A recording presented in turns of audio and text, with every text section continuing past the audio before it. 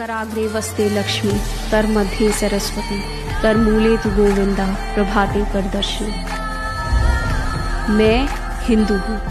Hinduism, सनातन धर्म, शिव, विष्णु, ब्रह्मा, वेद, पुराण, ये सारे शब्द मेरी जिंदगी का एक अहम हिस्सा है। मुझसे कहा जाता है कि मेरी जिंदगी का लक्ष्य है धर्म का पालन करना। रोजमर्रा की जिंदगी में पूजा पाठ और परंपराओं के बीच अक्सर ये सवाल उठता है कि आखिर क्या है मेरा धर्म, आखिर हिंदू होने का मतलब क्या होता है, सनातन धर्म और हिंदुइज्म में क्या फर्क है, क्या सिर्फ पूजा पाठ करना और परंपराओं का पालन करना ही मेरा धर्म है, या इस सब में कुछ गहरा अर्थ छिपा है। 4 वेद, 108 उपनिषद, 18 महापुराण, 2 महाकाव्य, 555 सूत्र, लाखों भगवान और अनगिनत कहानियाँ। सनातन धर्म पहले, सबसे सनातन धर्म पहला हुआ, तो बाद में सब धर्म बाद में आए हुए।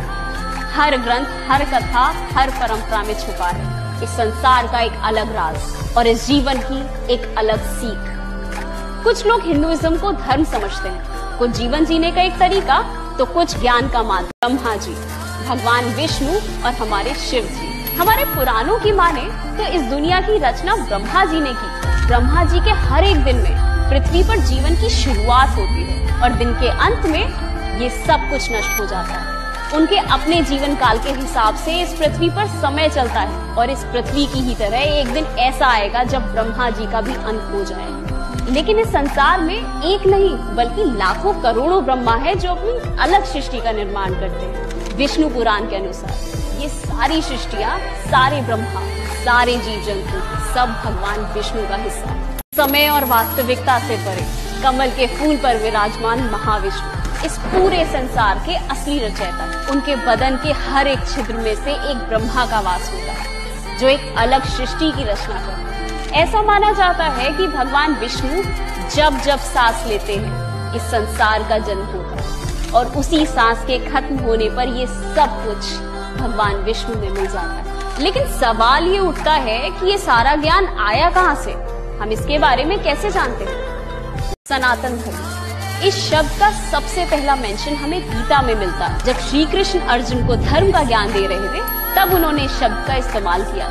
लेकिन क्या हिंदुइज्म और सनातन धर्म एक है या इसमें कुछ फर्क है? जितना हम समझ पाए हैं, हिंदुइज्म एक नाम है। इस नाम के पीछे का कारण एक नदी हुआ करती थी जिसका नाम था सिंधु। कैलाश पर्वत से होती हुई ये नदी पंजाब में 5 नदियों का संगम बनाती है और इसी सिंधु नदी के पास रहने वाले लोगों को सिंधु कहा जाता था।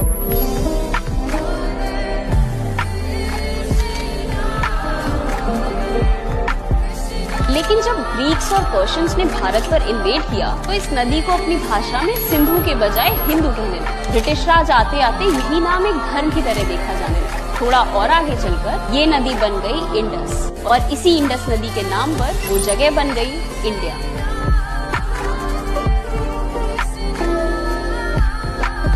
तो अगर शॉर्ट में समझा जाए, हिंदुइज्म कोई धर्म नहीं है बल्कि एक नदी के पास रहने वाले लोगों का नाम है। हमारा धर्म, जिसके बारे में श्री कृष्ण महाभारत में बात करते हैं, वो असल में कहा जाता है सनातन धर्म। एक ऐसा धर्म जो समय से पहले भी था और समय के बाद भी रहेगा। सनातन का मतलब ही होता है इटर्नल, यानी जो कभी खत्म ना हो सके। क्योंकि दूसरे धर्मों की तरह सनातन धर्म का कोई एक फाउंडर नहीं है, कोई एक बुक नहीं है जिसने इस धर्म का सारा ज्ञान लिखा हो, सारे रूल्स लिखे हो। तो साधारण शब्दों में ये कहा जा सकता है कि सनातन धर्म एक फिलॉसफी है, जीवन जीने का तरीका है और इस सब का प्रूफ हमें मिलता है इसके इतिहास में। सनातन धर्म की हिस्ट्री को अगर ट्रेस किया जाए तो सबसे पहले बात आती है वेदों की। हमारे वेद ही हमारे इतिहास के सबसे पुराने टेक्स्ट हैं और हमारे धर्म की नींव। ऐसा माना जाता है कि वेद अपौरुषेय है, यानी इन्हें किसी इंसान ने नहीं बनाया। ये ज्ञान कुछ महाज्ञानी ऋषियों को प्राप्त हुआ जो उनके शिष्यों द्वारा ट्रांसफर होता गया, पर ये सब वर्बली होता था। कई सदियों तक ये सारा ज्ञान लिखा ही नहीं था और आखिरकार ऋषि वेद व्यास ने इन्हें इकट्ठा कर एक स्ट्रक्चर दिया और 4 वेदों में इन्हें बांट दिया।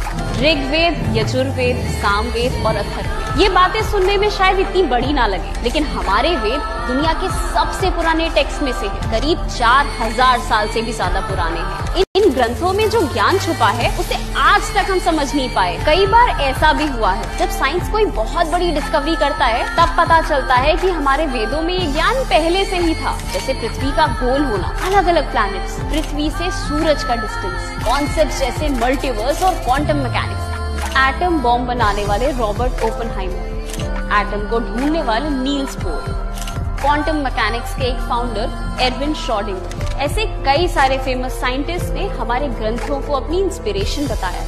करीब 20,000 श्लोकों को मिलाकर बनते हैं ये चारों वेद, लेकिन इनमें से अकेले सिर्फ ऋग्वेद में ही 10,000 से ज्यादा श्लोक पाए जाते हैं, जिसमें ग्रामर से लेके philosophy, biology, geology, astrology, physics, इन सब चीजों का ज्ञान छुपा है।